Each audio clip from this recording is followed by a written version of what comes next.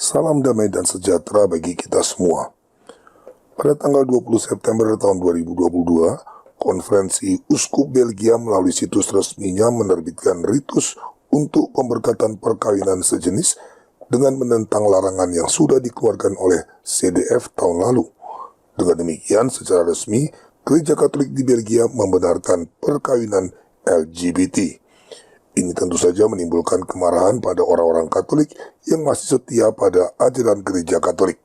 Salah satunya adalah Uskup Agung Vigano. Berikut terjemahan bebas dari tanggapan Uskup Agung Vigano. Dengan skandal besar terhadap keselamatan jiwa-jiwa dan kehormatan Gereja Kristus, Konferensi Uskup Belgia telah menyetujui dan menerbitkan sebuah ritus untuk pemberkatan perkawinan homoseksual.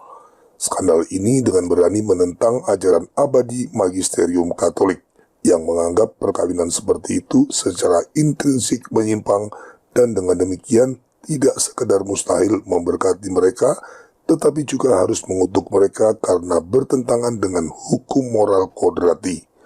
Dasar ideologis dari ritus asusila ini diambil dari kata-kata halus yang menipu dalam dokumen Amoris Laetitia yang menyatakan bahwa setiap orang terlepas dari orientasi seksualnya harus dihormati dalam martabatnya dan diperlakukan dengan penuh pertimbangan.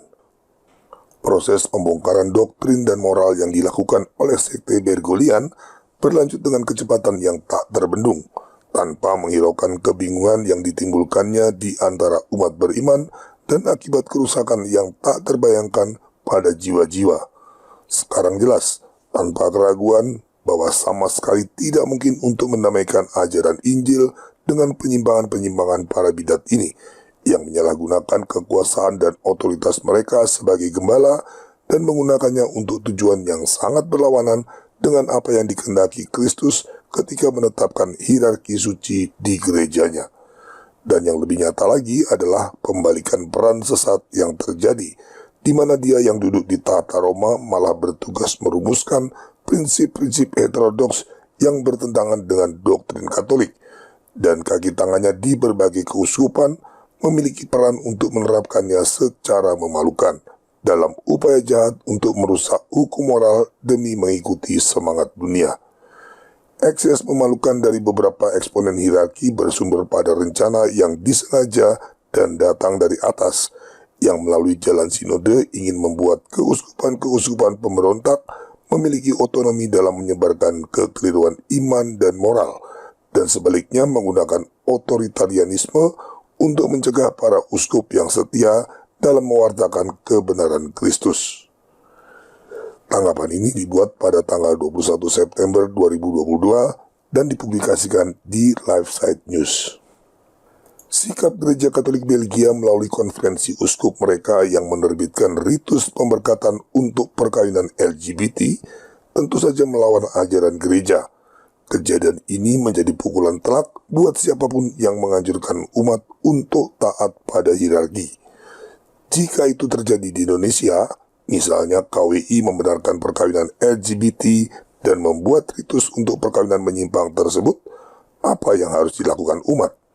Apakah masih tetap mengandalkan sikap taat pada hierarki?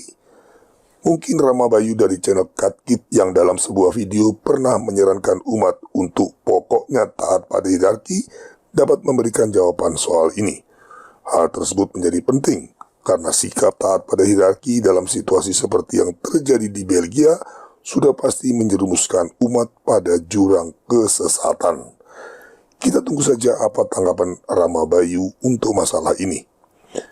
Kembali ke persoalan ritus perkawinan LGBT di Belgia.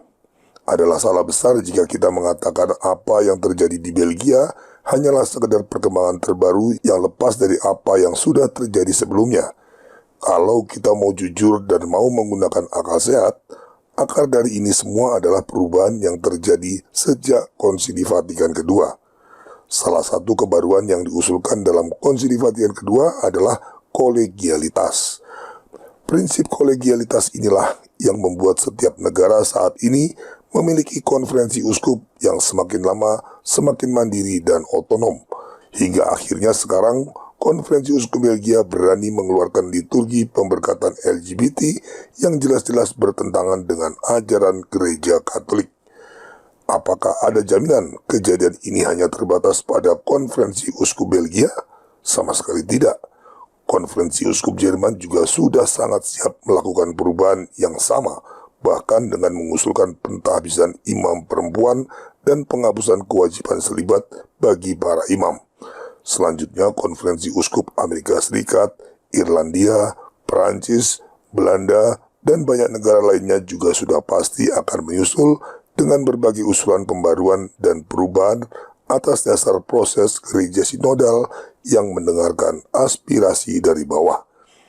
Itu semua adalah konsekuensi logis dari proses gereja sinodal yang menjadi implementasi paling jelas dari semangat kolegialitas yang diusulkan Konsili Vatikan II.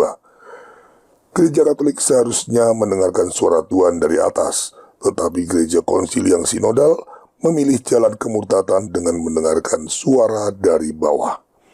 Dengan berbagai perkembangan buruk yang terjadi di gereja Katolik dalam beberapa dekade terakhir ini, mulai dari doa bersama semua agama, berbagai sakrilegi dan penyimpangan liturgi, maraknya pengaruh ajaran bidat melalui gerakan karismatik, skandal berhala pacamama, dan sekarang pemberkatan perkawinan LGBT, kita punya alasan cukup untuk meyakini bahwa saat ini kita hidup dalam momen biblikal, yaitu proses menuju kemurtatan besar menjelang akhir zaman yang sudah dinubuatkan dalam kitab suci.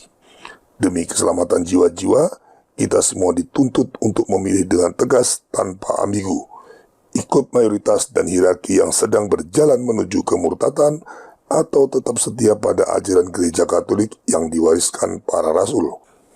Kami dari channel Crusader Network sudah menentukan pilihan. Kami akan tetap setia pada ajaran gereja Katolik yang diwariskan para rasul. Meski untuk itu kami harus melawan mayoritas orang Katolik, berseberangan dengan hierarki gereja konsili, dan juga menentang semangat dunia. Semoga Tuhan menolong kami untuk setia dalam pilihan sulit ini. Terima kasih atas perhatian Anda. Viva Cristo Rey.